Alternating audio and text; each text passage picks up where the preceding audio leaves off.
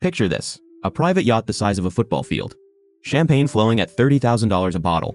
Leonardo DiCaprio dancing on the deck. Paris Hilton performing a private set. Supermodels flown in from 5 different countries. And the man paying for all of it? A Malaysian government official, using money stolen from his own country's poorest citizens. But that's not the crazy part.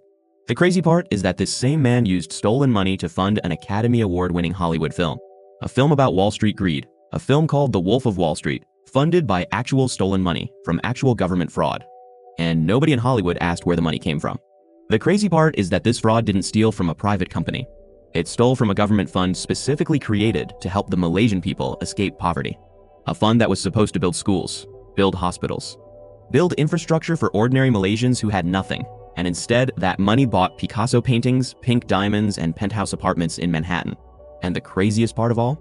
The architect of this entire scheme, the man who moved $4.5 billion across dozens of countries, who threw the most expensive parties in the history of Hollywood, who bought a super yacht and named it Equanimity, is right now sitting in a Malaysian prison.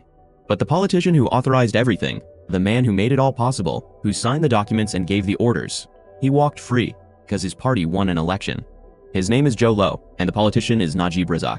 And by the end of this video, you are going to understand exactly how 2 men stole $4.5 billion from one of the poorest populations in Southeast Asia, threw the most extravagant parties in Hollywood history, fooled the most powerful banks on Wall Street, and very nearly got away with it completely. This is the story of 1MDB, the greatest financial scandal of the 21st century that you probably never heard of. To understand how this happened, you need to understand Malaysia in 2009. The country had been growing rapidly for decades, riding the wave of Asian economic development, but inequality remained severe. Millions of Malaysians, particularly in rural areas, lived without access to basic infrastructure, quality education, or economic opportunity. Najib Razak had just become Prime Minister with a promise to transform Malaysia into a high-income nation by 2020. He was charismatic, politically connected, the son of a former Prime Minister. He understood that to deliver on his promises he needed money, a lot of it, and he needed it fast. His solution was 1MDB, the One Malaysia Development Berhad, a sovereign wealth fund, meaning a government investment fund, similar to the funds that Norway and Singapore use to invest their national resources for the benefit of future generations. In theory, 1MD would raise money by issuing bonds, invested in strategic industries, generate returns, and use those returns to fund Malaysia's development. In theory. The man who came to Najib with the idea for 1MDB was a young Malaysian of Chinese descent named Joe Low. He was 27 years old. He had studied at the Wharton School of Business in Pennsylvania, where he had developed a reputation for throwing extraordinary parties and cultivating relationships with the children of Arab royalty and Southeast Asian political elites. He had no real financial experience, no track record, no legitimate credentials. What he had was access and audacity. Joe Low convinced Najib that he could use his connections with Middle Eastern sovereign wealth funds, particularly in Abu Dhabi, to leverage 1MDB into a transformative investment vehicle. He positioned himself as the indispensable middleman between Malaysian government money and Gulf Arab capital. Najib trusted him, gave him access, and Joe Low got to work. What happened next was one of the most audacious and sophisticated financial frauds in history. Between 2009 and 2014, 1MDB raised approximately $6.5 billion by issuing bonds, primarily through Goldman Sachs. Goldman charged extraordinary fees, over $600 million in fees on these transactions, fees that were roughly 10 times higher than the industry standard. Later investigations would reveal that Goldman bankers had been bribed to ignore warning signs and push the deals through. Of the $6.5 billion raised, approximately $4.5 billion was stolen. Not gradually, not slowly. In massive coordinated transfers across dozens of shell companies in the British Virgin Islands, the Cayman Islands, Singapore, Switzerland, Luxembourg, and the United States. The mechanics were breathtaking in their complexity and their boldness. Money would leave 1MDB accounts headed for what appeared to be legitimate investment vehicles. It would pass through layers of shell companies, each one adding a veneer of legitimacy.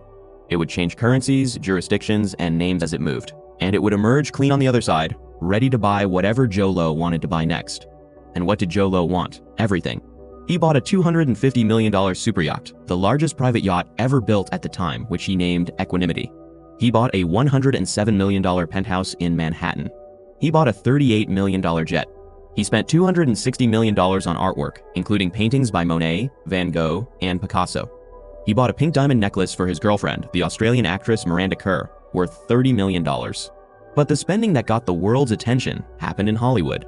Starting around 2012, Joe Low began hosting parties that became legendary in Los Angeles and New York. These were not ordinary parties. They were events where champagne bottles arrived with sparklers and cost $10,000 each, where celebrities were paid hundreds of thousands of dollars simply to attend, where the bar tab for a single night would exceed $1 million. Leonardo DiCaprio became a regular presence at these events. Paris Hilton performed private sets, Britney Spears performed, Busta Rhymes performed. Model after model, celebrity after celebrity appeared at events funded by money stolen from Malaysian schoolchildren. And then came the movie. In 2012, Joe Low's associate Riza Aziz, who happened to be Najib Razak's stepson, co-founded a production company called Red Granite Pictures. Red Granite's first major production was The Wolf of Wall Street, directed by Martin Scorsese, starring Leonardo DiCaprio, a film explicitly about financial fraud and Wall Street excess. Red Granite invested over $100 million in the film. That money, later investigations confirmed, came directly from 1MDB funds. Stolen Malaysian government money funded a movie about stealing money, and the film won awards and made hundreds of millions of dollars at the box office. Meanwhile, back in Malaysia, the real consequences of the theft were becoming impossible to hide. 1MDB had raised billions in bonds and had almost nothing to show for it. The fund had invested in energy assets that turned out to be massively overvalued. It had paid for power plants that didn't generate the promised returns. It owed billions in interest payments it couldn't meet. By 2015, investigative journalists at the Wall Street Journal had obtained documents showing that nearly $700 million had flowed from 1MDB accounts into Najib Razak's personal bank accounts. Not into government accounts, not into investment vehicles, into Najib's personal accounts. The Prime Minister of Malaysia had received $700 million. Najib's response was to fire the Attorney General who was investigating him, to dissolve the parliamentary committee examining 1MDB, to have the police raid the offices of the task force looking into the scandal. He told Malaysians that the money in his account was a personal donation from the Saudi royal family and had been used for election expenses. Nobody believed him, but he controlled enough of the Malaysian government to survive the immediate crisis. The global investigation that followed involved authorities in the United States, Switzerland, Singapore, Luxembourg, Abu Dhabi, and a dozen other countries. The US Department of Justice filed what it called at the time the largest kleptocracy case in its history, seeking to seize over $1 billion in assets purchased with 1MDB funds in the United States. Singapore shut down 2 banks for their roles in facilitating the fraud. Switzerland launched criminal investigations. Goldman Sachs eventually paid $3 billion in fines, one of the largest financial penalties in the bank's history, and its subsidiary in Malaysia pleaded guilty to criminal charges. Joe Low was indicted in the United States, Malaysia, and Singapore. He had disappeared before any of it came together, vanishing somewhere in China where he has remained beyond the reach of international authorities. Like Jan Marsalek in Russia, he appears to have found a place to hide where extradition agreements don't reach. The political reckoning came in 2018 when Najib Razak's coalition suffered a historic election defeat, the first time his party had lost power since Malaysian independence. The new government immediately reopened all 1MDB investigations. Najib was arrested. His wife Rosma Mansour, who had become notorious for her collection of hundreds of Birkin handbags and over $70 million in jewelry, was also arrested. In 2020, Najib Razak was convicted on all 7 charges against him relating to 1MDB. He was sentenced to 12 years in prison and fined 210 million ringgit. It appeared that justice had finally arrived. But then came the twist that defines this entire story. In 2022, Malaysia held another election. Najib's party returned to a position of political influence as part of a coalition government. And in 2024, Najib began making legal applications arguing he should be allowed to serve his sentence under house arrest rather than in prison. The applications cited his health, his status, and the political complexity of his situation. As of today, the man who oversaw the theft of $4.5 billion from Malaysia's poorest citizens continues to fight for his freedom from a position of political relevance. His party has members in government. His supporters are vocal and organized. The full 12-year sentence may never be served. The Wolf of Wall Street made $492 million at the global box office. Leonardo DiCaprio won his first Academy Award for his next film. Miranda Kerr returned the pink diamond to authorities. The super yacht Equanimity was seized and eventually sold by the Malaysian government for $126 million, less than half what was paid for it. Of the $4.5 billion stolen, investigators have recovered approximately $1.7 billion. The rest, nearly $3 billion, remains unaccounted for.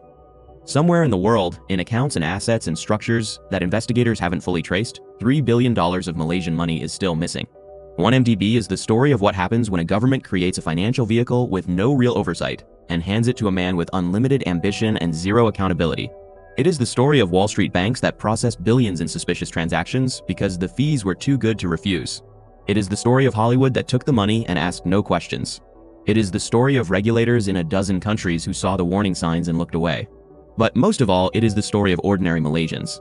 The teachers and farmers and factory workers whose government created a fund in their name told them it was for their future, and then watched as that future was spent on champagne bottles at celebrity parties in Los Angeles. $4.5 billion, one super yacht, dozens of celebrities, one Hollywood blockbuster, and justice that arrived late, incomplete, and may yet be undone entirely. If you believe the public deserves to know where the money actually goes, subscribe. Every week we cover the frauds, the scandals, and the financial crimes the system would rather you forget.